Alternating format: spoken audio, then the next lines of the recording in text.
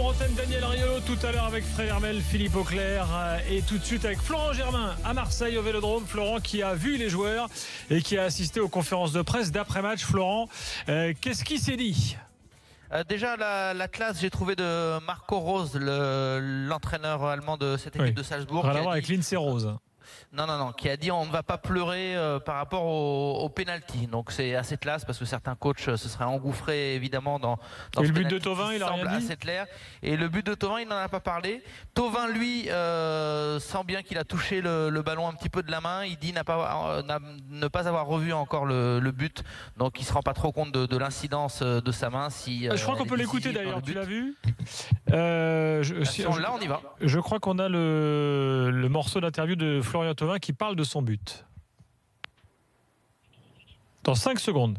Attention, impact imminent. C'est bon. Alors moi, je n'ai pas encore revu les images.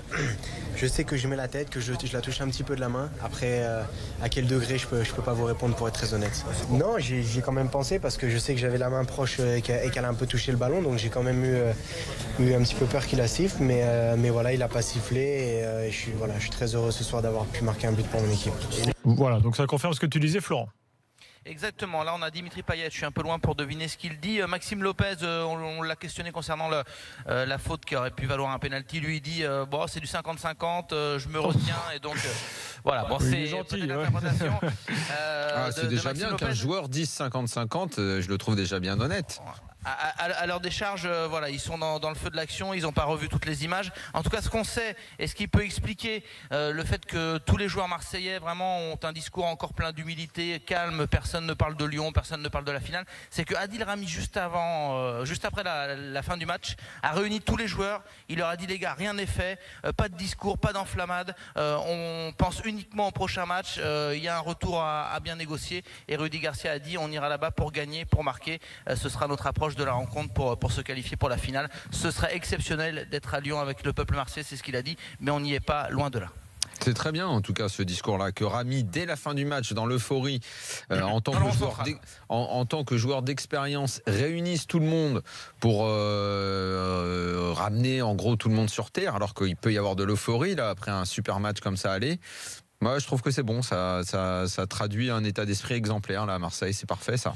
Voilà, et Rudy Garcia pour finir a reconnu que l'OM avait eu quand même un peu de réussite. Il n'a pas du tout voulu revenir sur le penalty. Il a mentionné le poteau. Il est conscient que cette OM. Ah bah ça va s'il le dit, parce que nous, si on ose le dire, on se fait insulter, donc tout va bien maintenant. Ouais, je sais. Non, il l'a dit et il a simplement aussi ajouté qu'il avait apprécié, et c'était notable franchement en tout cas des tribunes, la réflexion tactique par moment qu'il y a eu de joueurs comme Gustavo Rami qui se sont rendus compte que l'OM n'était pas au mieux, que Salzbourg déroulait bien et qu'ils ont su parfois mettre le pied sur le ballon pour pas trop prendre de risques, et donc il a aimé cette réflexion tactique de ses joueurs. Alors les joueurs s'enflamment pas, Florent, mais enfin sur les réseaux sociaux les Olas on arrive sont là, hein, je t'annonce. Pas de la part des joueurs. Ah non, de la part des supporters marseillais. Après, tu sais, je voulais revenir sur ce que tu disais sur Rami, ou ce que Flo disait sur Rami. Bon, je pense que même sans ce discours de Rami, les joueurs ils sont pas plus cons que. Non, mais c'est bien que juste à la fin immédiatement il y ait ça. Ça veut dire qu'il est tout de suite dans le contrôle, c'est bien. Moi je trouve ça bien. Mais que tu profites de fêter une victoire 2-0 dans un stade comble, moi ça me paraît logique. Que en rentrant chez eux ils soient satisfaits de ce résultat, ça me paraît aussi logique. Après de se remettre dans le bain pour le match de championnat ce week-end et forcément ce déplacement à Salzbourg, en se disant bien sûr que même si tu n'as pas d'expérience au niveau européen, la plupart des joueurs de Marseille c'est le cas, à 2-0 ils savent très bien que c'est pas fait quoi. Et donc il y aura une finale à aller chercher. Et je suis pas sûr. Alors c'est bien de l'avoir, ou comme tu dis, la réflexion et tout ça, mais le faire au milieu du terrain pour que après on dise c'est bien, hein, ils s'enflamment pas les Marseillais. Franchement, ils ont pas envie de s'enflammer aujourd'hui, quoi. En tout cas, je pense pas. Florent, un truc à rajouter ?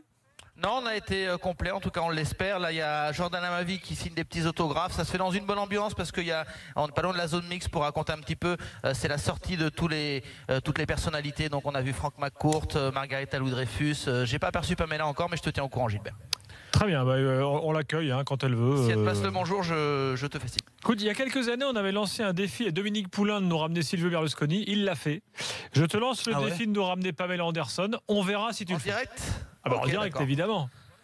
Bah écoute, il me reste pas beaucoup de journées de championnat, mais je retiens le pari. Non, là, c'est la ce saison soir. prochaine, ça marche aussi. Non, ce soir, ce sera impossible. Dis-lui que Jérôme Bretagne avait l'habitude de passer ses vacances à Malibu Beach. Ouais, c'est vrai. Et que lui, il courait très bien sur la plage. Et si je dis et qu'il a été pote à un moment avec David Charvet. Ouais, c'est bon, ça passe ça. Et dit que bon, Jérôme était pote avec ça... David Charvet. Le frère de Denis. Ouais, mais quand j'étais.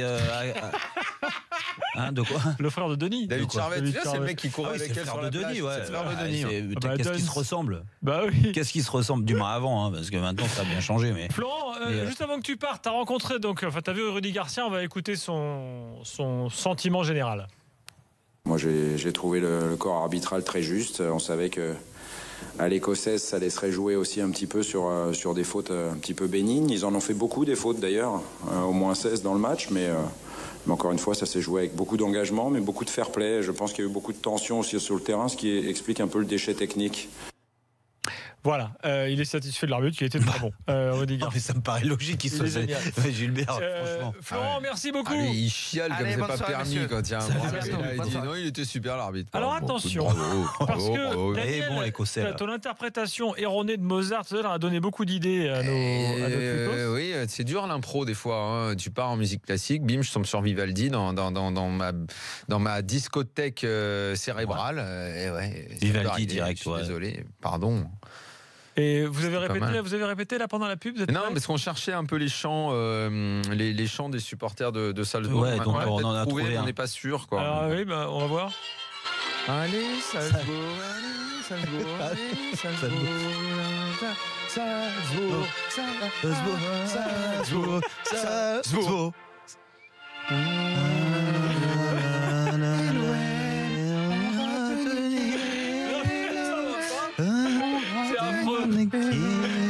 C'est horrible. Non, faut travailler. Là, ça va pas. Non, mais c'est pas la même. Mais si.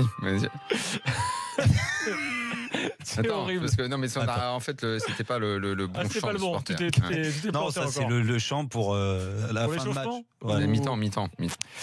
Salzbourg, Salzbourg, Salzbourg, Salzbourg, Salzbourg, Salzbourg, Salzbourg, Salzbourg, Salzbourg, Salzbourg, Salzbourg, Salzbourg, Salzbourg, Salzbourg, Salzbourg, Salzbourg, Salzbourg, Salzbourg. Voilà, c'est ça. On a eu les mecs du COP là-bas, ils nous ont dit. Ouais. Alors, ils sont chauds, c'était bien. C'est pas mal parce que c'est pas mal, ouais. on m'envoie l'équipe de Salzbourg avec Beethoven Janvier, défenseur à la retraite, Simone Verdi, ancien attaquant italien, Luca Paganini, ancien attaquant de Frosinone, qu'est-ce que j'ai encore, Ravel Morrison, magnifique, milieu de la Lazio, Sandro Wagner, voilà, ou Wagner Love, ça peut marcher aussi, voilà, ou alors Jean Chopin, Body Bonus, Mathieu Debuchy, qui aurait pu jouer mais pas de chance, il était bléché. Ah ouais. Voilà, c'est pas mal. Bravo les gars. Ouais. Alors, évaluation, on y va. On va accueillir Roger. Roger, attention. Roger, supporter du PSG. Ah oui. Oula. Salut Roger. Salut Roger. Est-ce qu'on t'appelle Roger? Bonsoir messieurs, les meilleurs. Vous êtes les 3 meilleurs. Il manque un meilleur, c'est Abig Bey. Si vous pouvez le prendre, c'est formidable. On l'avait pris. Mais il n'est pas resté. Bah, il y a eu Mercato et Mercato, on n'avait pas les billes. On n'avait pas assez de billes. Le paquet, il faut demamer au Qatar. Mais Qatar, ils sont pas avec nous. Enlevez des sous dans vos mallettes. Ça, Roger, t'as pas tort. Ça, c'est Gilbert qui doit en enlever un peu parce que c'est lui qui avait la plus grosse. On a tout dépensé, on a tout mis sur Jérôme Bretagne. Ouais, c'est ça, bah oui. Par contre, t'as appelé au départ pas pour les notes, là, je ne sais pas si c'est les notes. L'évaluation.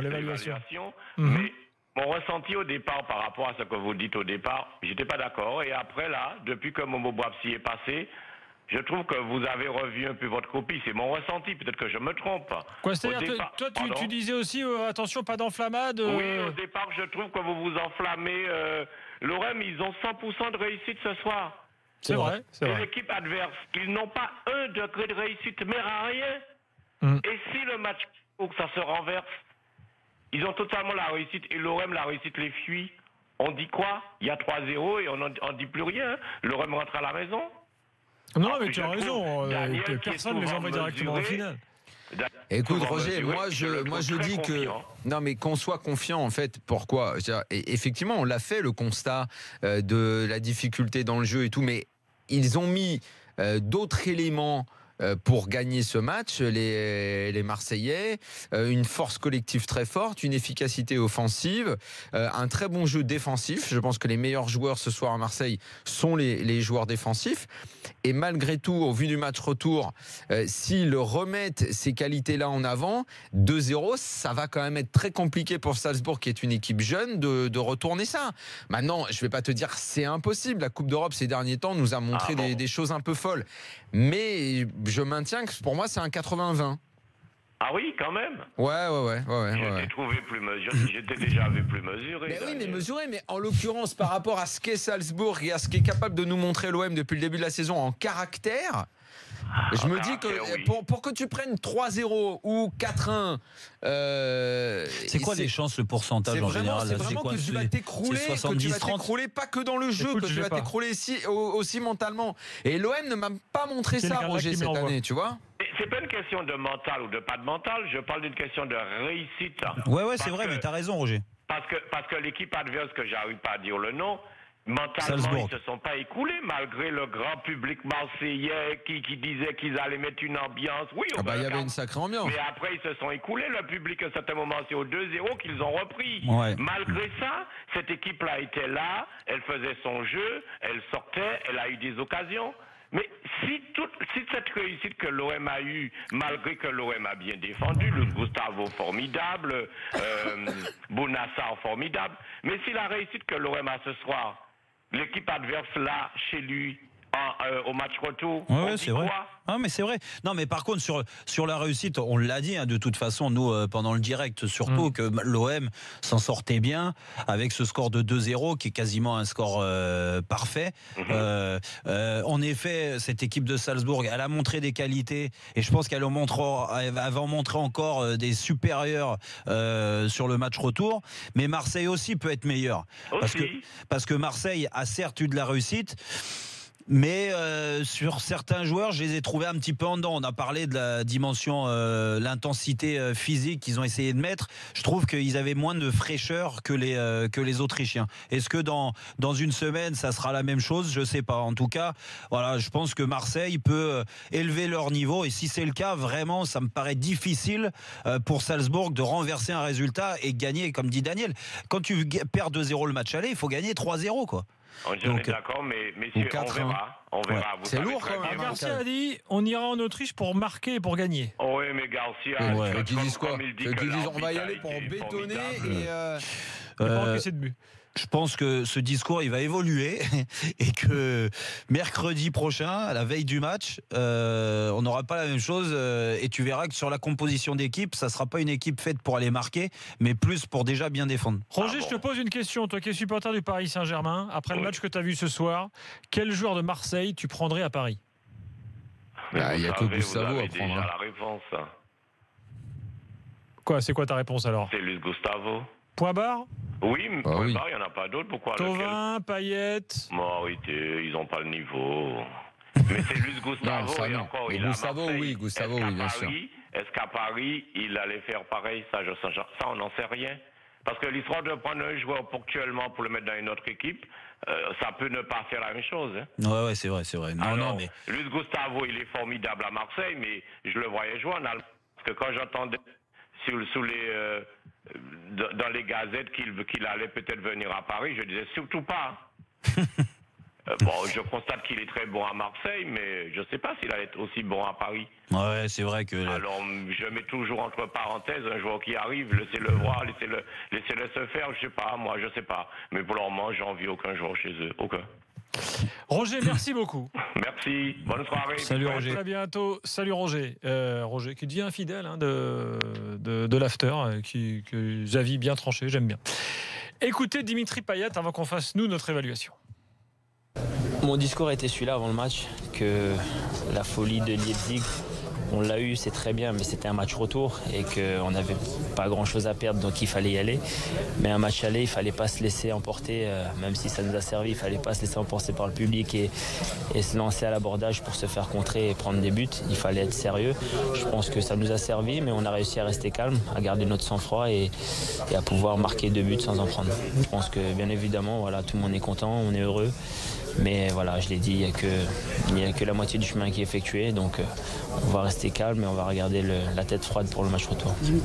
Moi, quand tu l'entends, en fait, moi, maintenant, je suis plus étonné de la façon de jouer de Marseille. Quand on dit, c'est vrai, comme on le disait avec Roger, qui le disait plus que nous encore, qu'il y a cette fameuse réussite. Et c'est vrai que le résultat tourne bien pour Marseille, tant mieux. Mais à trop vouloir gérer, à pas se servir de cette atmosphère, à se transcender, à aller au bout, tout donner, ça aurait pu jouer des mauvais tours à l'Olympique de Marseille. Ils ont été sauvés par un coup de pied arrêté et donc ce deuxième but qui arrivait en deuxième mi-temps sur la seule occasion de Marseille, mais ça aurait pu se retourner contre eux à jouer comme ça. Tu vois, c'est pour ça que c'est toujours compliqué. Moi, je comprends pas cette gestion, même d'un match aller, quand tu joues à domicile devant 62 000 personnes gonflées à bloc qui attendent que ça de vibrer. Mais vas-y, lâche les chevaux. C'est pas grave. Je te le disais à l'antenne. Prendre un but. Certains te disent, oh là là, il faut surtout pas prendre de but. Là, le but d'un match aller, c'est quoi? C'est de prendre un avantage sur l'adversaire. Quel qu'il soit l'avantage. Alors plus il est large, mieux c'est. On est d'accord, 2-0 c'est très bien. Mais si tu gagnes 3-2, la pression elle est quand même sur Salzbourg sur le match retour. Dans quelques instants, l'évaluation plus Arsenal Atlético, tout ce qu'il faut savoir sur ce match avec Philippe Auclair et Fred Hermel, un partout dans cette rencontre pendant que l'OM a battu Salzbourg 2-0 et l'after est là jusqu'à 1h du matin. On continue. Demi-finale de Coupe d'Europe, c'est pas tous les soirs. La malédiction de 1h du matin, c'est définitivement terminé. Oui, là, je pense que c'est réglé. Là, maintenant, on est tranquille. On peut y aller. On savait, c'est toi, tu nous disais, la malédiction, nous, on nous disait, mais vas-y, c'est pas grave. Allez, à tout de suite dans l'after.